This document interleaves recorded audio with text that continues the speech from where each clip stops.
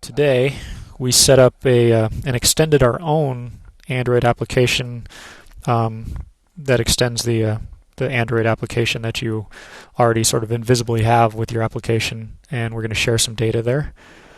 We used a relative layout for the first time, and we built a form that uses a text watcher to display an alert dialog if there have been any meaningful changes since the addition from the audience to the edit text component that we have. Now, as you noticed, when we closed the application, we lost everything we had in memory, all the tasks that we have. In a later edition, in a later class, I think 1 or 2 weeks forward, we're going to actually store those tasks in a local database. But if you'd like, and don't worry, we'll post this on the forums too, but if you'd like, here's some homework that you could do to try to fix that problem in a slightly different and easier way, which is by using the Shared Preferences API.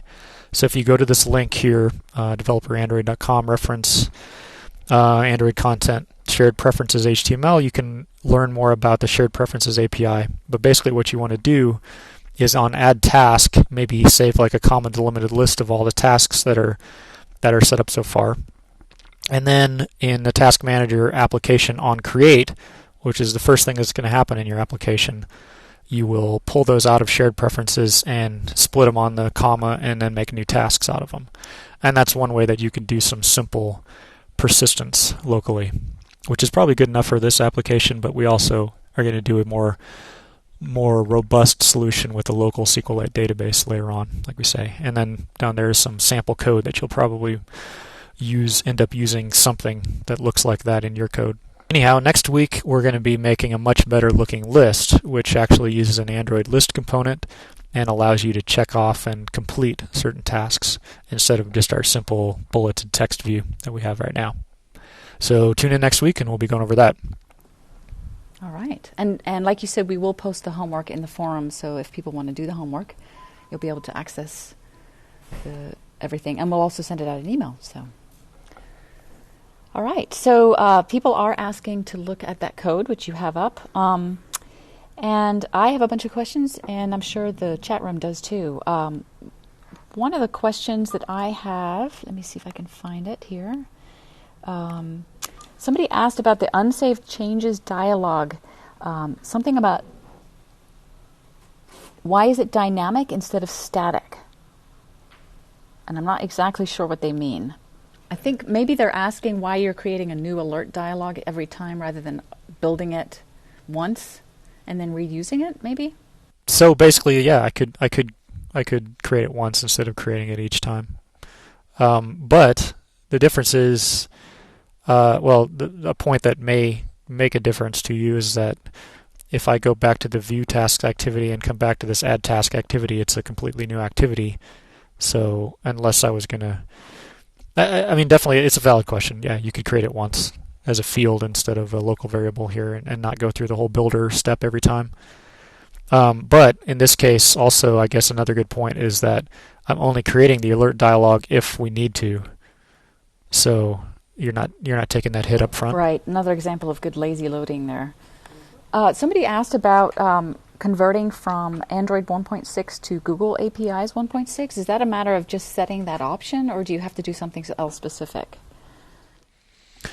Yes, you have to do some other specific stuff once you start using the Google APIs, and that has to do with the manifest. And we will definitely go over that in a later class, but to kind of preview, I don't have the code in front of me, so I'm not quite sure what it is off the top of my head, but you have to, in the manifest, say which Google APIs that you're using. Like if you try to use the maps without telling Android that you're using the Google APIs, you'll have some weird errors. Okay, but if you're not using any of the Google APIs and you just wanted to indicate that you planned on doing it, you could. Yeah, then you're fine. There's not a different SDK version for those. It's sort of set up to be whatever SDK version plus some other libraries. And then one quick question about the code specific to changes pending. Somebody pointed out that you might need to clear changes pending if the user cancels, in case it was set before, or... Well, yeah, it's a new activity every time, so I don't need to. But that's a good catch. Or that's a good good thought. But I won't need to because the activity will be new and fresh every time I come back to that view. All right, Sarah and Ruth, do we have any other questions from the chat room? Well, I had a question as to where you might find documentation on the XML tags available for layout management. They sit alongside the Java documentation in the link that we have up on the forums for just the I think it's called reference. Okay, so there's a link at the forums for that? Yeah, but it's kind of weird. They don't split out the XML from the Java classes, basically because in a lot of cases the XML references a Java class that you can also use. So I could, for instance, there is a Java class called TextView. So I think the way it does it, I don't know if there's been any changes since the last time I looked, but you can go look up the TextView Java class, and you can also, I think on the same view, see all the XML attributes that you might set up. And there was also a question, I don't know if you're going to be able to pick up the context of this, but there was a question, how do we decide on which layout to use? I think that it's context based, like how strange is your layout. Like I'm trying to think. Yeah, here if I pull up this, like this is definitely. It doesn't seem like it's that weird, but it is weird that I want this component to stretch between these other two components, or at least weird enough that I can't use the linear layout. I've kind of made a decision for myself that I start with the relative layout these days, just because I usually end up there sooner or later.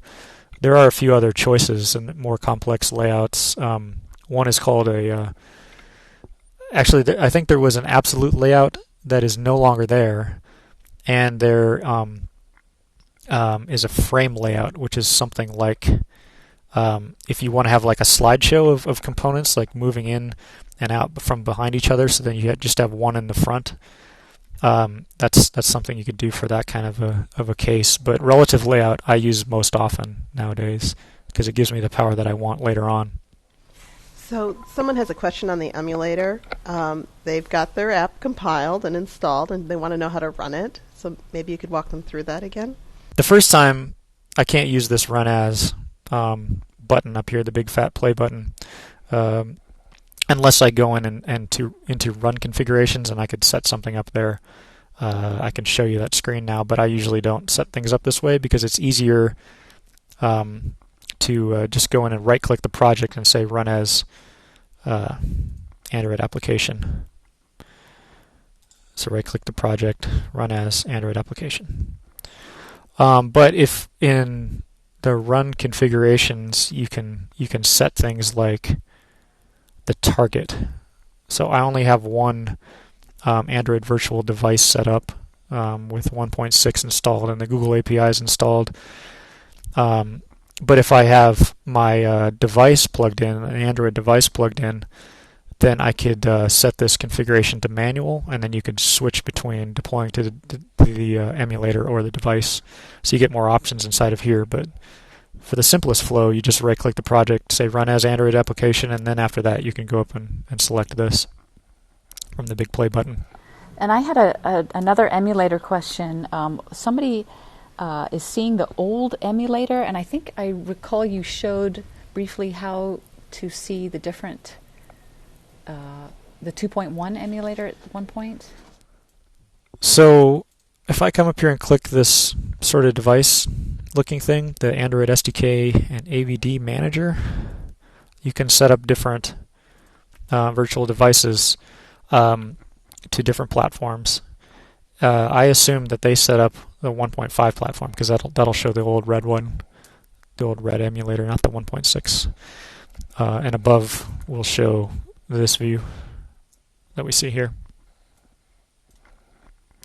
And by the way, let me clarify something too. On a blog post, I don't remember who put it up, but somebody said that I recommend building to 1.5.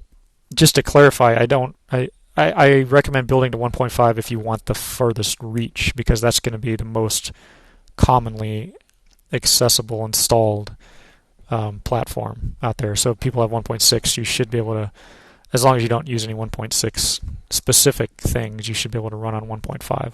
So that's all I meant there, to kind of clarify that. I'm not saying that everybody should build against 1.5, like figure out what your situation is, but at least through this AVD manager, you can set up a 1.5 and a 1.6 and a 2.01 and whatever you want, and test in all those different platforms from here. And then another question I had was, is R global to all the views? It's a class that has all of your resources compiled into it. Is that what you're asking? But you don't have to do anything special to be able to access it in any of the activities or any of the things any of the other classes that you're using, other than. Well, you do have to import it, that's just a Java rule. I have my R ends up in com.o'reilly.android.taskmanager, so I don't have to import it to use it in here. But if I was in a different class, I would need to import it to use it. So it's just a regular Java class in that respect. One thing that I forgot to go through, and I will talk about now, is notice this on line 52 in set negative button in the add task activity. I use a Android resource, so a resource that comes along with the Android SDK that's provided on the phone, the framework that's actually installed to the phone. That has some resources too, so I can go android.r, and that's all I need to do to import that R class, and then get access to a string called cancel, which is already set up by Android. So that's another little trick there. There are already some resources set up by Android, accessible through android.r. I guess I forgot to show that, but also that shows that it's just a regular Java class that you have to use the normal Java rules to get access to. Okay. Is there a list of Android resources that are available? Yeah, in Eclipse you can go dot and then and look here. But I think there is a list somewhere in the Android documentation, but it's a little obscure. But again, I always encourage going to look at the source. So if you check out the Android actual framework and go poking around in there, you'll find some interesting things. I don't know if there's a list of global resources or not, but it may be in one of those links that we have up on the forums. I could look into that. Well, thank you so much for coming, and thank you, Tony. And we'll see you on the forums and on Twitter with Android Java. And let's give Tony a round of applause. Let's give Tony a round of applause.